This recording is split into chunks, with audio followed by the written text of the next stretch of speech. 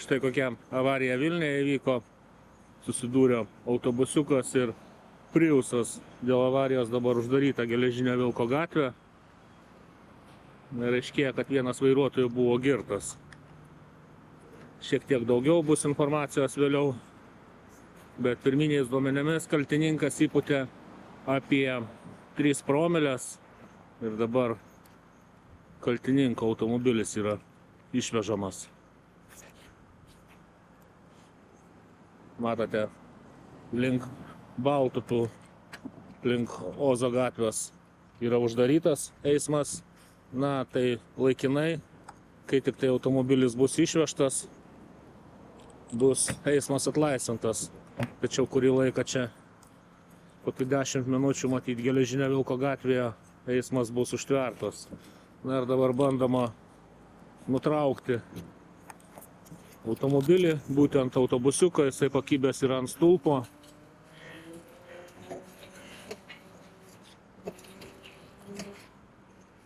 Avarija įvyko autobusiukui persirikiuojant, nustūmė jisai Priusą. Štai kokia avarija.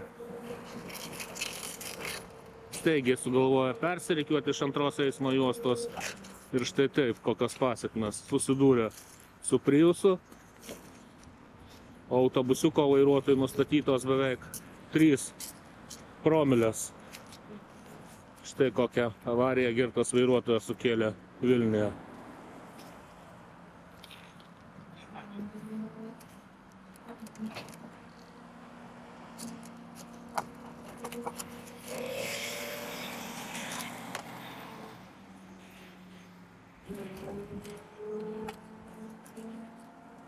Na, per eismo įvykį pirminiais duomenimis žmonės bent jau nenukentėjo.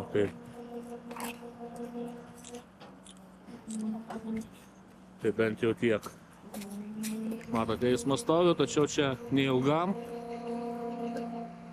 Būdi policija su nežymėta mašina užtvėrus eismą, o kaltininko mašina yra autobusiukas kraunamas į techninės pagalbos sunkvežimį ir bus vežamas į policijos aikštelę, matyti.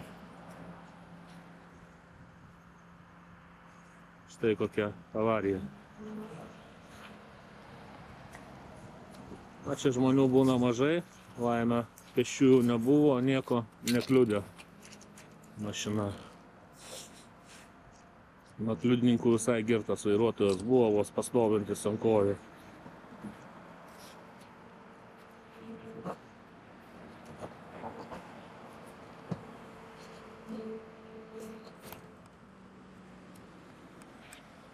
Na, baigiamas pakrauti automobilis, matyt. Tuoj bus važiuojamoji dalis atlaisvinta ir automobiliai matyt galės taip pat vėl važiuoti.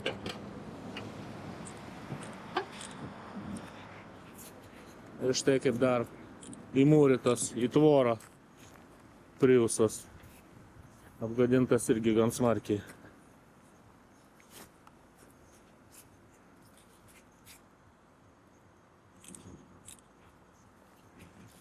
Taigi, nesėskite girti prie vairo.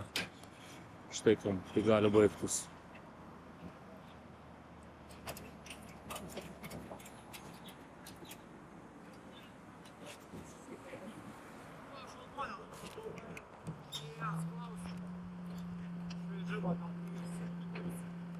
А jis išvažiavo su mama?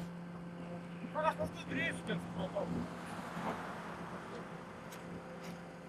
Tai dėbdėbė, nėra nusiklausis. Mane paklausau. Nu, kad pasitats su visku.